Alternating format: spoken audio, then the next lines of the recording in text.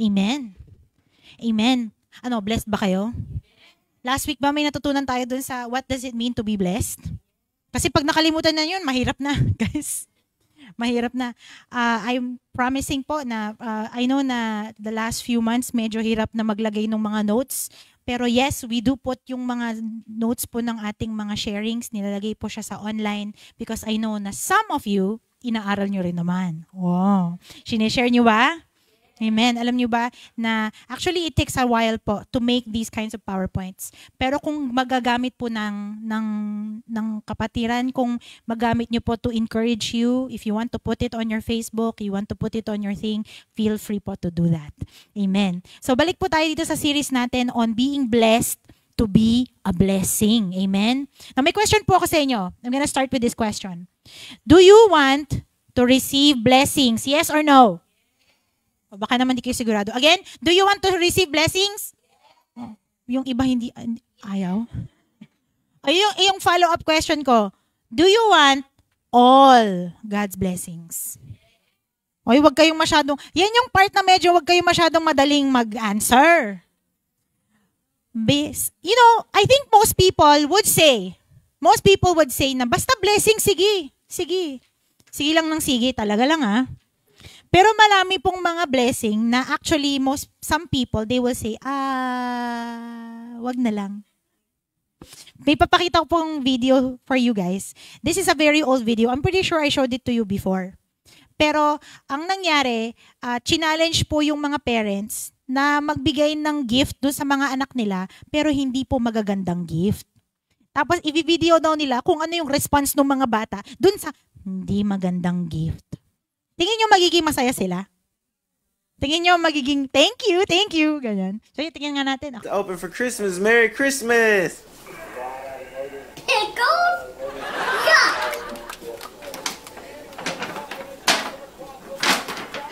Put that away from me. I don't want no pickles.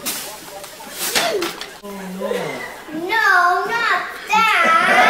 Like this? Wow! No broccoli. No broccoli. No broccoli! What is it? Toothpaste. What are these? Deodorant. What's deodorant? Keeps your armpits smelling good. She's gonna get hair. Are you happy? Do you like your Christmas present?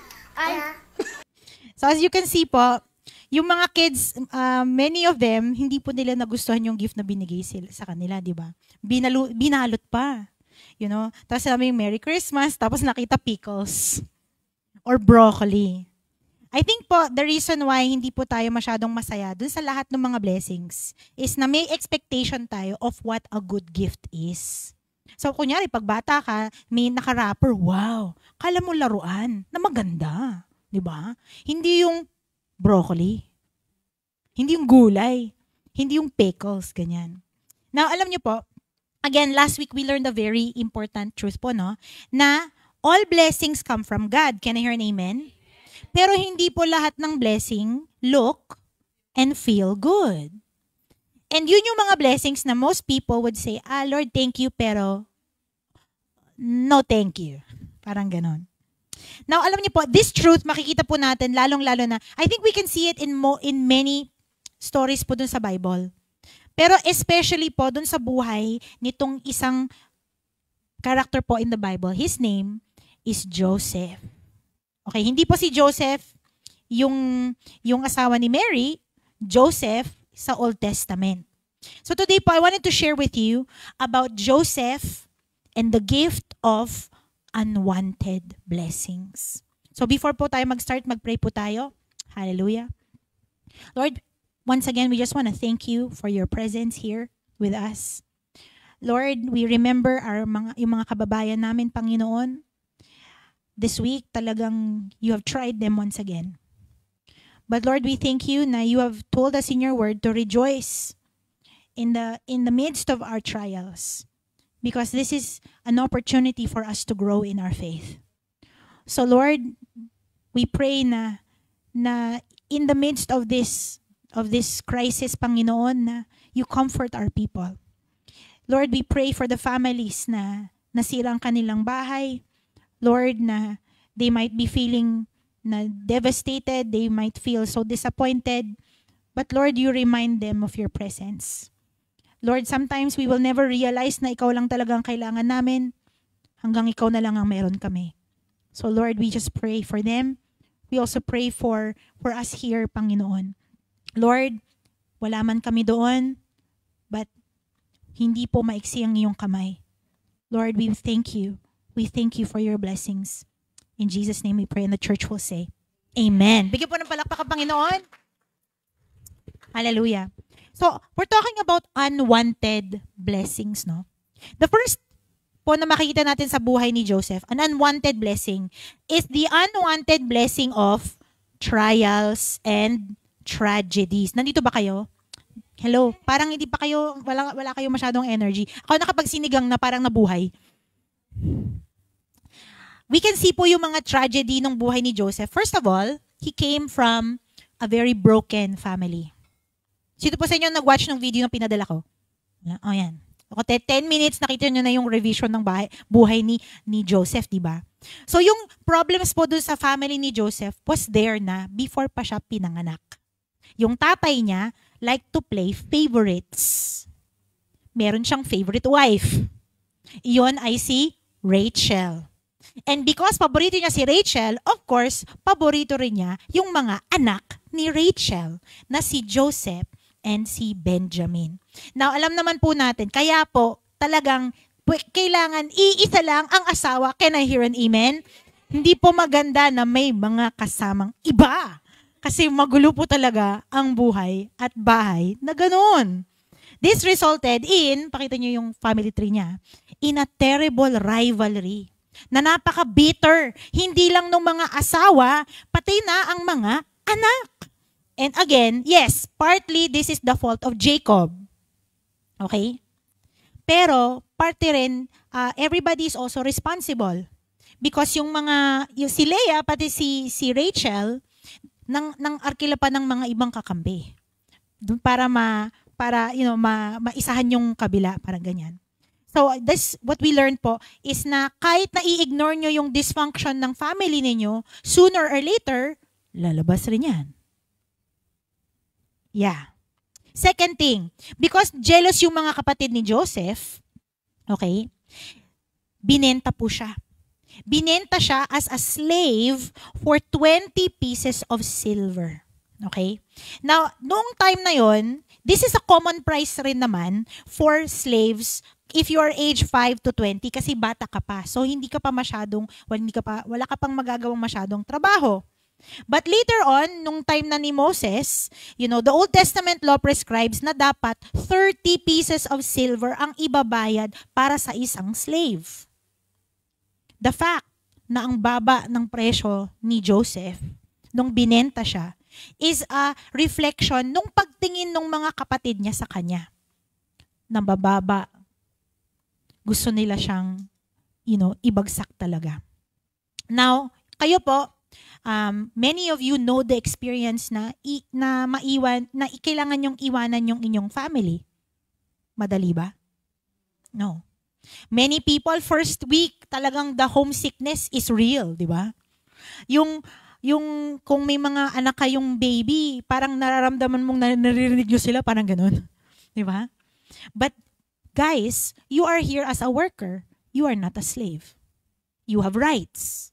And kung talagang gusto nyo talaga, pwede na kayong umuwi kung gusto nyo. But Joseph was not like that. Binenta siya ng kanyang pamilya. He was betrayed by people na dapat maaasahan niya. And now he is in Egypt, wala siyang kakilala doon, wala siyang rights because he is a slave. Now alam niyo po, yung buhay po ni Joseph, hindi lang tragedy kasi lahat masama. Hindi naman po lahat ng bagay na nangyari kay Joseph is masama. In fact, yung life po niya is tragic kasi tuwing may magandang mangyayari, magkakaroon siya ng tinatawag nating setback. Alam niyo po yung sabi ng setback? Kasi lumakad ka na ng nakaangat ka na sa buhay eh. Tapos bababa ka na naman. Nakatapa ka na ng maganda eh. Sa magandang lugar, kala mo yun na yun, di ba? Pero biglang may mangyayari na hindi maganda. Yun, ang tawag ay setback. O sino sa inyo nakaranas ng setback this year. Meron? Ayan, marami pong mga setback. Yan, po, bad news lang po sa lahat ng tao. Setback is part of life. Okay?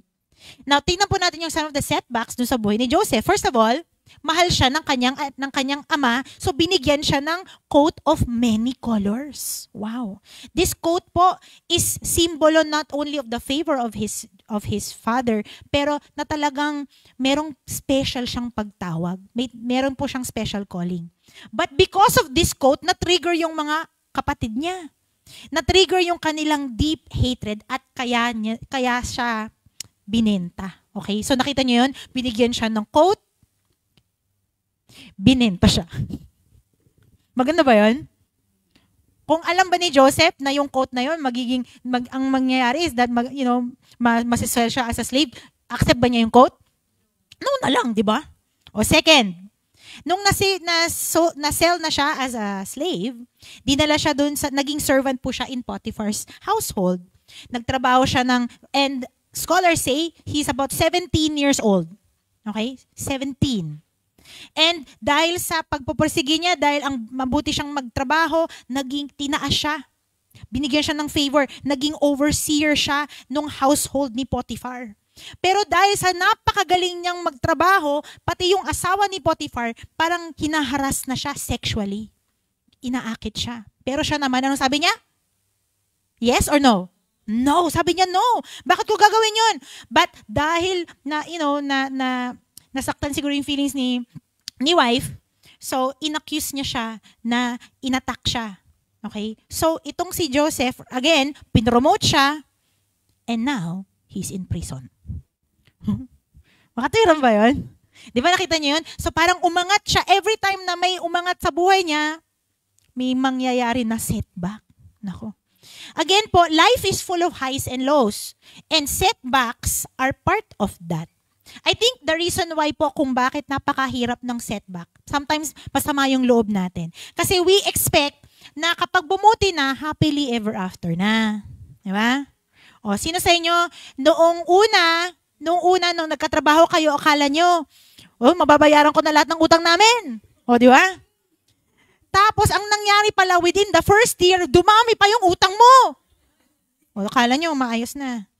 Or, like yung akala nyo, ng ibang bansa na, makapagtatayo na kami ng bahay. Nung nakuha nyo na yung bahay, akala nyo magiging masaya na yung pamilya. Ang funny thing is na, nung nagkaroon na ng bahay, marami na mga gamit, parang mas hindi pa sila masaya. Hindi makontento sa buhay. No. Oh, ito pa. Akala nyo, nung nag-asawa na kayo, magmamahalan kayo forever. Wow. Pero guys, again, is the happily ever after. Yung expectation natin na lahat na wala nang masamang mangyayari. That's the thing that makes us disappointed. And alam niyo po, sometimes disappointment is a very difficult thing to overcome. Kasi umasa ka. So talagang, nung hindi nangyari yung gusto mo, you're so discouraged. Now, I want to tell you po, some of you may not want to hear this today, pero I want to tell you na yung mga trials, yung mga tragedies, yung setbacks sa buhay po natin, they can be a blessing. Masakit sila, no? Tapos sabi mo sa Panginoon, Lord, bakit ganun? But even though they do not look or feel good, God is able to use them for our good and for His glory. Can I hear an amen? Amen. Sabi po sa James 1:2, yung James chapter 1. Basahin po natin together, mga kapatid. 1, 2, go. Mga kapatid, magalak kayo sa tuwing dumaranas kayo ng mga pagsubok, sapagkat alam ninyong nagdudulot ito ng katatagan sa inyong pananampalataya. I want you to notice a very important word, which is, ang sabi niya, magalak daw tayo tuwing dumaranas ng pagsubok. Hindi kapag nakaranas kayo ng pagsubok. Okay? Hindi siya gumamit ng kung may dumating na pagsubok. Dahil ang pagsubok, darating at darating. Hindi po yan if. It's a when. It's very clear po sa atin dito na God allows us to experience trials. He allows it because kung wala yung mga trials, kung wala yung mga pagsusubok, hindi po natin malalaman kung tunay ang ating pananampalataya. Hindi po natin mararanasan na talagang kumapit sa Panginoon hanggang wala na tayong kakapitan pa. Diba? Now, some reminders lang po, especially because of yung mga pangyayaring nangyari recently. I want you guys to remember, first of all, na God does care for us. Our suffering matters to God. Sinasabi ko po to because there are some people na iisip, wala yan yung nangyari sa'yo, wala yan, ang lit na bagay na yan. But it was not maliit para sa'yo. Masakit yun eh. And you know po, hindi po maganda kahit na mga Kristiyano tayo, yes, when we encourage people, let's encourage people. Pero wag po nating maliitin yung kanilang experience. Kasi kung nangyari yun sa'yo, ikaw rin iiyak rin. And we cannot push people to heal beyond their time.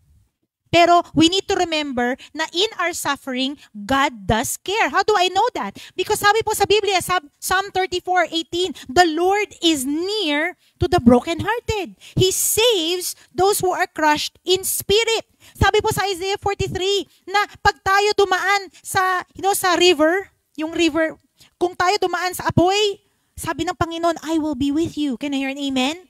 Sabi po ng 2 Corinthians 1:3-4 na ang Panginoon ang magiging source ng ating comfort. At alam ko po that God cares for our suffering. Why? Because sa dulo, sa Revelation chapter 21 verse 4, ang promise ng Panginoon, He will wipe every tear from our eyes. That there will be death no more, there will be no more mourning or crying or pain. Kung walang paki ang Panginoon sa suffering ng mundo, bakit niya kukunin yun? Alam niya. Alam niya. It's very clear that God has compassion for our suffering.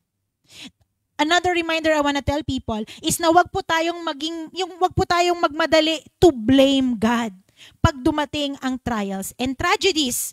Na pag dumating yung pagsubok, wag nating sabihin, Lord, bakit mo ginawa to? Ginawa ba yun ng Panginoon?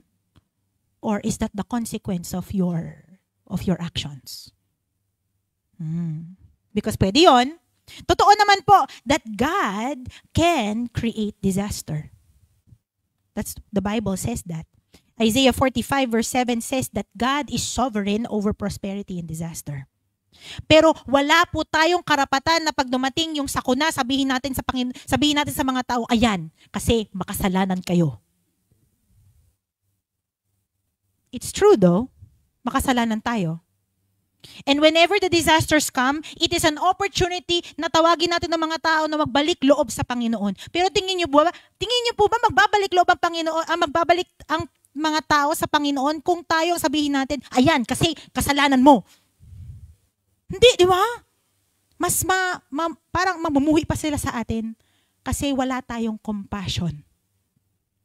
Kahit na si Jesus pinakain niya yung mga tao before niya sinermonan. Di ba?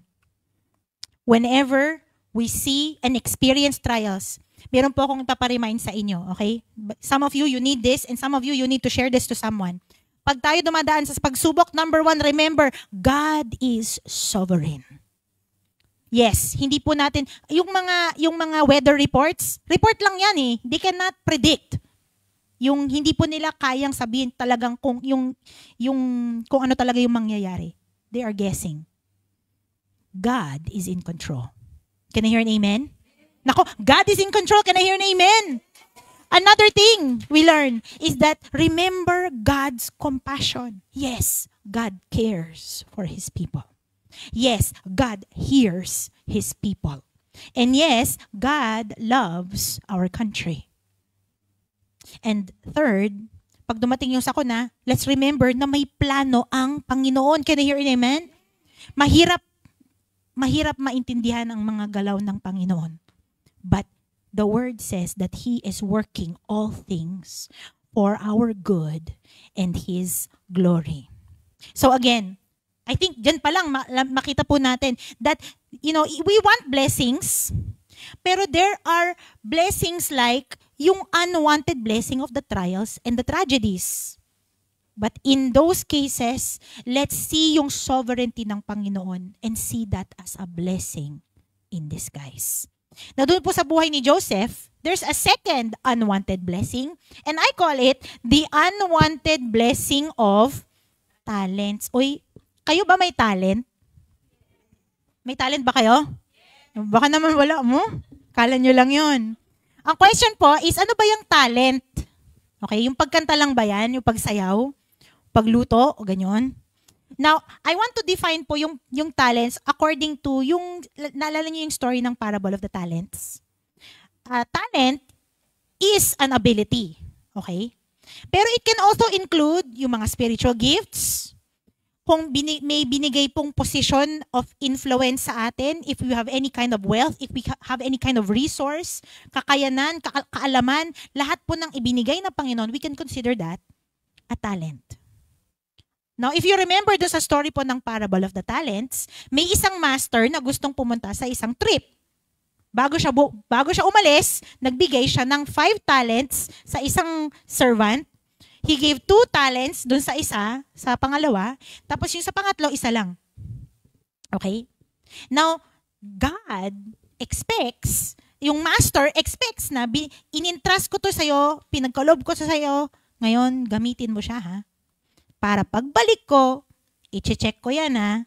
And yun talaga ang nangyari dun sa story. Now, in Genesis chapter 37, nakita po natin kung ano yung binigay na talent or gift kay Joseph. Sino po sa inyo nakakalala ng gift ni Joseph? Very good. Ang kanyang spiritual gift is the gift of yung seeing dreams and interpreting dreams and visions. The problem is, pag tingnan niyo po sa Bible, yung mga sa buhay ni Joseph, every time na ginamit niya yung kanyang gift, may masamang nangyari. For example, doon sa Genesis 37, shinare niya yung dream niya sa kanyang mga family, di ba? Na meron siyang, may nakita kong mga sheaves, tapos nag-bow down sila, pati yung kalangitan nag-bow rin sa akin. Instead na wow, yung mga family niya, galit sila. Pati yung tatay niya, remember, yung tatay niya, favorite siya eh. Pero pati yung tatay niya, nirebuke siya. So nakita niyo doon, bata pa lang siya, na-experience niya na nung ginamit niya yung gift, hindi maganda ang nangyari. Oh, here's another one.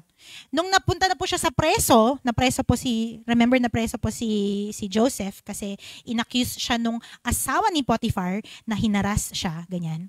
He interpreted yung vision nung baker pati nung cupbearer. Nangyari po yung sinabi niya doon sa baker, namatay yung baker, pero yung cupbearer, binalik siya doon sa posisyon niya. And ang request lang ni Joseph sa kanya is, pag na-restore ka na, huwag mo kong kalimutan. Anong ginawa nung cupbearer? Kinalimutan siya. Ayan. So as you can see, ginamit na naman ni Joseph yung kanyang gift, pero walang nangyaring maganda. Na kung marami po sa atin, if you experience that in your life, most people, they will say, the next time na mayroong opportunity gamitin yung gift, pass na lang. Kasi nasaktan ka na eh. Na-disappointed ka na, so wag mo lang gagamitin. Ganun, di ba? Oh. Maganda. Gusto natin gamitin yung gift kung maganda yung nangyari sa buhay natin. No? Now, in Genesis 41, ito na si Pharaoh na.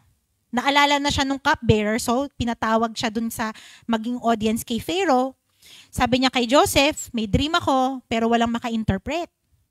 Now, ito po ang again, si Joseph, may choice naman siya. May choice siya, sabihin niya, isipin niya, hindi maganda yung nangyari before, so hindi ko gagawin to. But that's not what Joseph did. Tingnan po natin yung sinabi po ni Joseph kay Pharaoh. Sabi ni Pharaoh, I had a dream. No one can tell me what it means. But I've heard that when you hear a dream, you can explain it. Verse 16, ano daw sabi ni Joseph?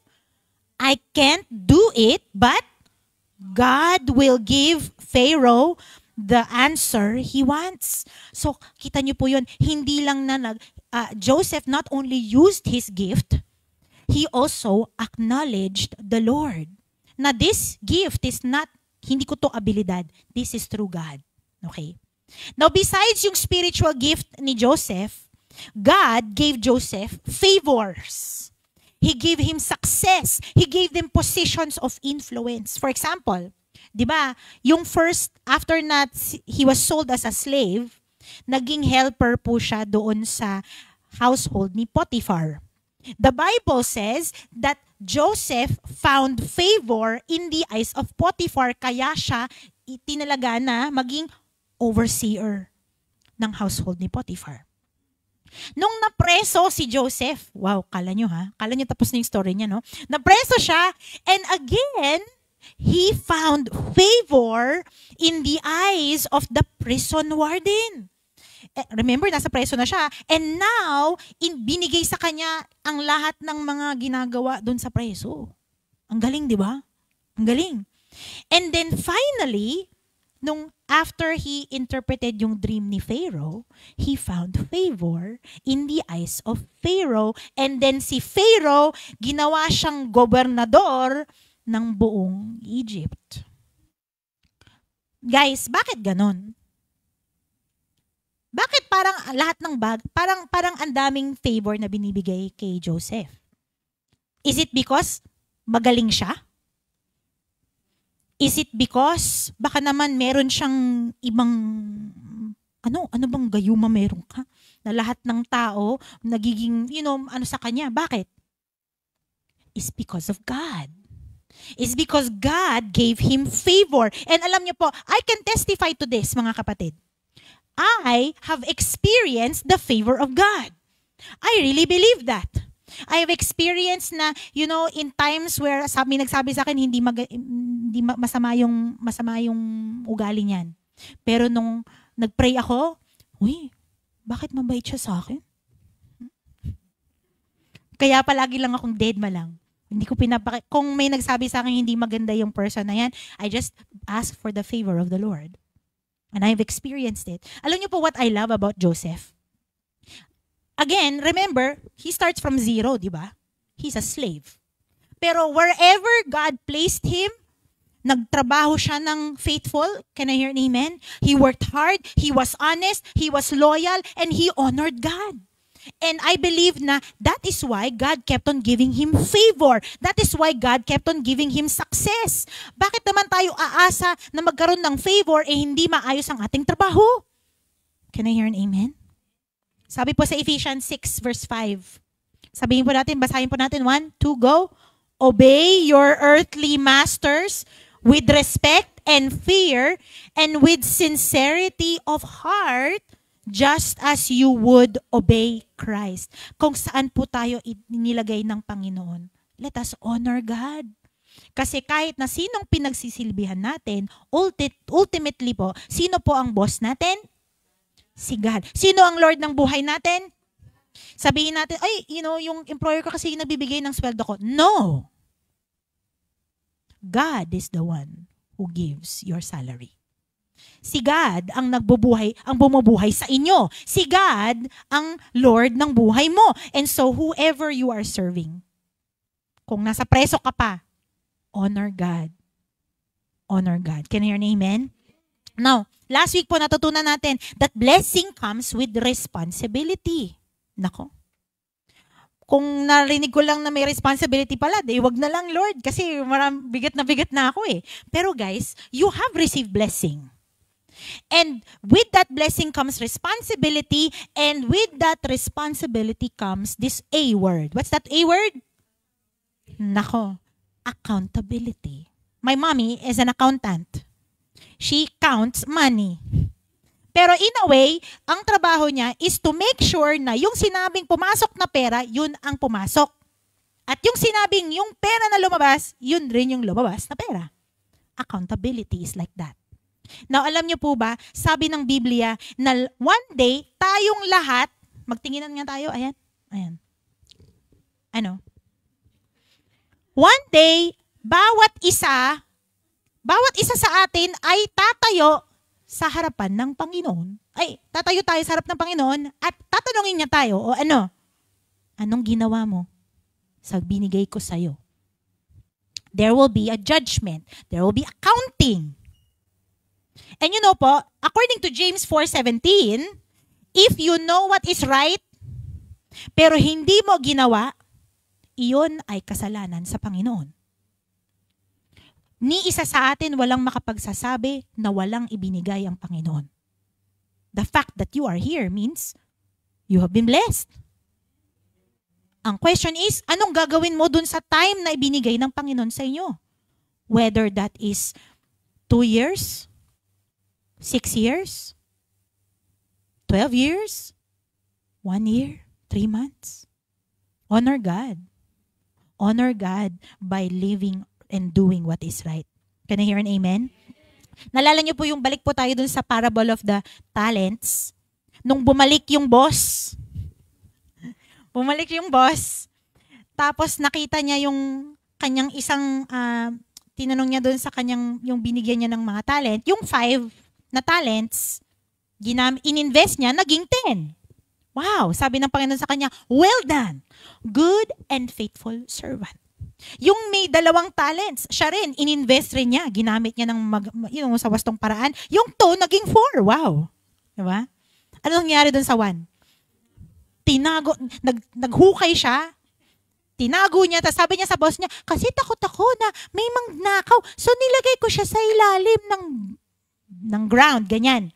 Tapos, ayan, ngayon, balik ko na sa'yo. Natuwa ba yung kanyang boss? No. Sabi niya sa kanya, you wicked and lazy servant. So, guys, yes, God has given us responsibilities and we are entrusted with it. So, God will hold us accountable.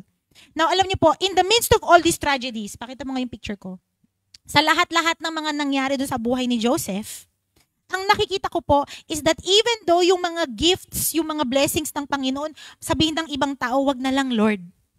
Pero nakikita ko sa buhay ni Joseph is na kahit na sa lahat ng nangyari doon, hindi pa rin nagbago yung pagtingin ni Joseph sa Panginoon. Na yung pagtitiwala niya sa Panginoon ay nandun pa rin. Na isip niya talaga na napakabuti ng Panginoon. Today po, I want to share 3 truths that I believe na makita po natin sa buhay ni Joseph. Ito po yung mga truths that he held on to, and ito rin po yung mga truths na kailangan nating panghawakan. Lalo na pag yung buhay may pagsubok, lalo na pag yung experience natin parang sa ngayon, parang feeling natin pigang-piga tayo. The first one is very obvious. Okay? The first truth we will learn is that, can you say it together? 1, 2, 3. God is good. Nako. Do you believe that God is good? And all the time? Ay, hindi nyo alam, no? Hindi nyo alam. Ang gagawin natin ganyan, ang sabi ko, God is good. And all the time, God is good. Oy, masarap sabihin. Pero how do you know if a person actually believes that? How do you know na yung isang tao talagang nagtitiwala that God is good? Well, makita po natin sa buhay ni Joseph that he believes in the goodness of God because may takot siya sa Diyos. Nako, parang anong kinalaman nung takot sa Diyos dun sa goodness ng Panginoon? Pero guys, I tell you na kung tayo may takot sa Diyos, talagang it means, it's the evidence na talagang may naniniwala tayo sa kabutihan ng Panginoon. Si Joseph, he acknowledged the Lord. For example, sinabi niya, ang lahat ng wisdom, lahat ng knowledge na galing sa akin, galing yan sa Panginoon. My success, galing yan sa Panginoon. Yung direction ng buhay ko, galing yan sa Panginoon. Yung mga decisions yung mga decisions ko is made by God. Buong buhay ko is determined by God. Doon sa dulo ng buhay niya, when yung treasure kasi ng buhay ni Joseph is his 2 sons, and he said, my sons are from God. So you can see po na because naniniwala si Joseph sa kabutihan ng Panginoon, may takot siya sa kanya. At sa bawat parte, sa bawat season ng buhay niya, he acknowledged God. Wala siyang inako na, ay ginawa ko yan. Wala siyang, can you imagine, ang taas na nung naabot niya sa buhay? Pero yung humility pa rin niya nandun. Can I hear an amen? Amen. Another thing we see is na makita natin na talagang Joseph has faith in the goodness of God kasi iwas siya sa kasalanan. Can I hear an amen? Ganun po tayo. Kung tayo naniniwala sa kabutihan ng Panginoon, that may takot tayo sa Diyos. At kung may takot tayo sa Diyos, hindi tayo lalapit sa kasalanan. Nalala niyo nangyari si Joseph, tinempt siya nung asawa ni Potiphar, di ba? na, have sex with me. Literally, that's what he said. Nagtatanggal na siya ng damit niya. Tapos sabi ni Joseph sa kanya, ano yun? Can you show it? How could I do such a wicked thing?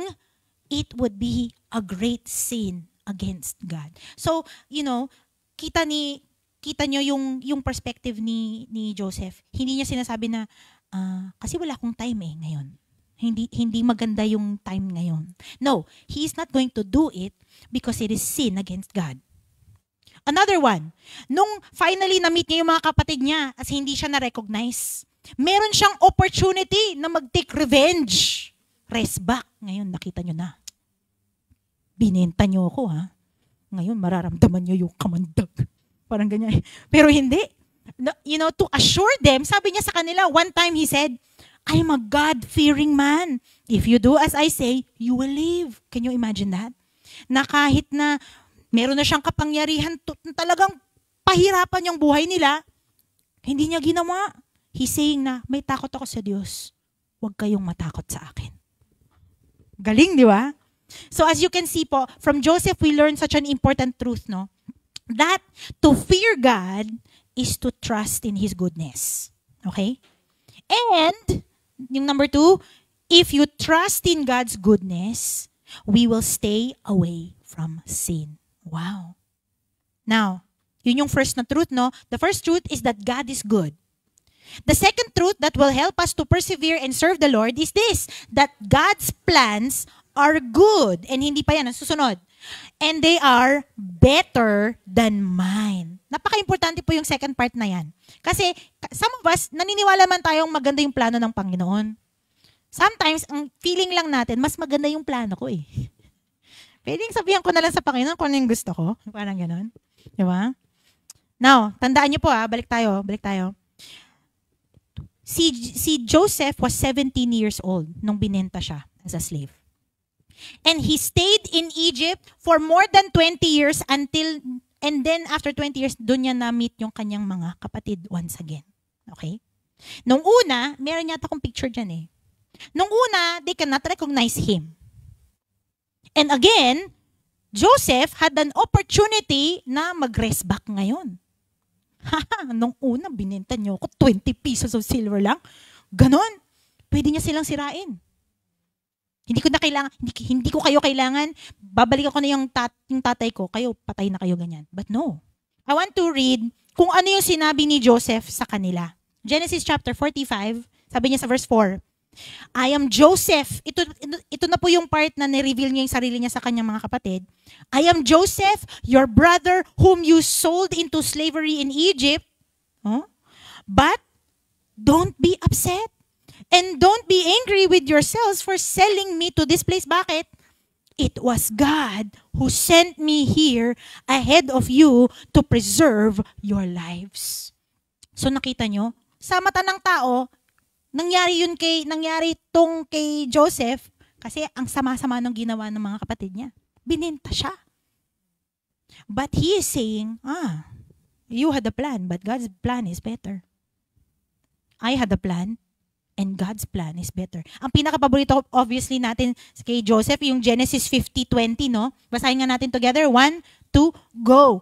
You meant evil against me, but God meant it for good. Ibig sabihin, yung plano mo, gusto niyo akong sirain. Pero may plano ang Panginoon na gamitin ako para sagipin kayong lahat. So you can see po, life was not good for Joseph. His brothers were not good. Their plans were not good. Pero ultimately, pumayag ang Panginoon na mangyari ang lahat ng iyon dahil siya ay may plano. Joseph was sold so that they could be saved. Joseph suffered so that they would live. They meant it for evil. But God's plans were for their good. Napakasarap po, no? So remember, that's the second truth. Sometimes, when you are a Christian, and ma-experience natin yung discouragement sa buhay, sometimes mag-doubt tayo dun sa, Lord, alam mo ba yung ginagawa mo? Bakit ganun? Lord, ginawa ko lahat ng tama. Talaga, ginawa ko talaga. Bakit hanggang ngayon hindi pa rin maganda yung buhay ko? But guys, God has timing. God has plans. Even if you pray, you cannot change the plans of God. God's plans are better. Sabi nga natin sa katabi natin, God's plan is better. Yes. So rather than mag-pray ka na mag-pray, pilitin mo ng Panginoon, kala nyo ba mapipilit mo siya? Hindi. Then, allow the Lord to change your plans. Because God's plans is better. Now, the last one po na I want to share is na God is our joy and reward. Doon po sa Genesis chapter 41, matapos na ma-appoint si Joseph bilang governor ng Egypt, nalaman po natin na he got married and he had 2 children. Okay? Yung kanyang 2 children, yung isa is si Manasseh. Wow. Manasseh. Hindi po yan Manasseh. Manasseh. And yung isa is si Ephraim. Ephraim. Si Manasseh is the firstborn. And ang ibig sabihin ng kanyang pangalan is, God has made me forget all my hardship and all my father's house. Hindi po ibig sabihin na nakalimutan ni Joseph yung lahat ng ginawa sa kanya. Na nakalimutan na niya lahat ng kanyang pagdurusa. What he is saying is that he saw that he has no reason to hold on to bitterness. He can now let go. Because nakita na niya yung plano ng Panginoon. Nakita na niya na mali yung ginawa sa akin, pero napakabait pa rin ng Panginoon. I have forgot. God, the Lord has made me forget my hardship.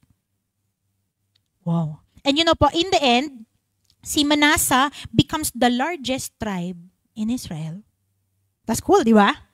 Ephraim means God has made me fruitful in the land of my affliction.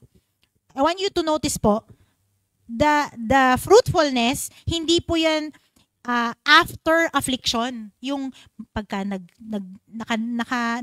naka-let go ka na, nalampasan mo na yung paghihirap, ngayon magiging fruitful ka na. No. The word is in, di ba? Parang Joseph is saying na kahit na nandito ako sa bansang hindi sa akin, wala akong kasama, wala akong kakampi, but God has given me favor here. In the worst place, God has been good. And you know po, si Ephraim, he becomes the most powerful among the tribes of Israel. He is the one who leads the northern kingdoms. But what I want to show you here is that in the end, si Joseph, nung naranasan niya yung pinakamaganda sa buhay niya, inacknowledge niya ang Panginoon. Lord, you have been good. You are my reward. Kasi nakita niyo yun? Ano yung the same sa kabila? Ayan, balik. Isn't it God? It is God that has made him forget. It is God that has made him fruitful. It is God that is his joy. That's why tama po yung sinasabi natin kanina, na kunin na nilang lahat, mawala na ang lahat. Bahay, mga kaibigan, asawa, anak, lahat na makuha na nila. But if you have God, you have everything. Amen. In the end, si Jacob, yung tatay po ni Joseph, he adopts yung 2 anak niya. Nakita nyo po na sa picture, balik. Nakita nyo sa picture, parang nag-cross yung kamay niya. Kasi remember, si Manasseh is the firstborn and si Ephraim is the secondborn.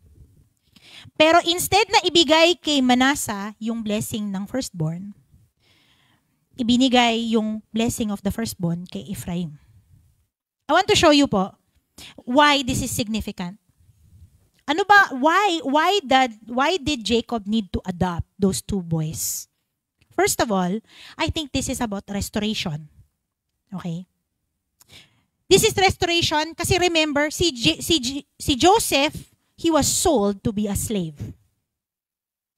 But now, ibinabalik siya. Restoration means ibabalik ang isang bagay sa kanyang wastong, yung sa dati. Doon sa maganda niyang status sa buhay. So, this is a picture of how God restores people. Can I hear an amen? Si Joseph, yung dalawa niyang anak kasi guys, remember, they are born in Egypt. Their mother is Egyptian. 'Di ba? 'Di ba? Technically, some people will say, anak yan, sa labas sila eh. Dapat wala silang blessing. But Jacob wants to bring them back into the family. Joseph left and he became a slave. Now he returns. And now his line is restored. Can I hear an amen? But the second reason why kailangan inadopt ni Jacob yung dalawang anak ni Joseph is because of restitution. Nalala nyo, noong binenta si Joseph, right? They told their dad na patay na siya. Namatay na si Joseph. So yung inheritance ni Joseph ay wala na. Ibinigay na dun sa kanyang mga kapatid.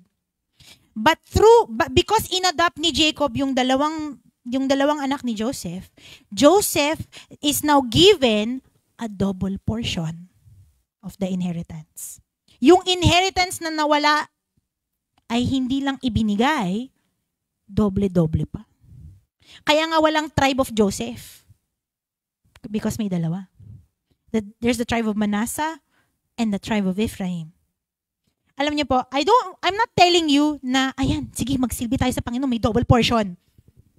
That's not what I'm saying. But what I am saying to you is that yes, there is encouragement for us na whatever we lose for the sake of God is worth it.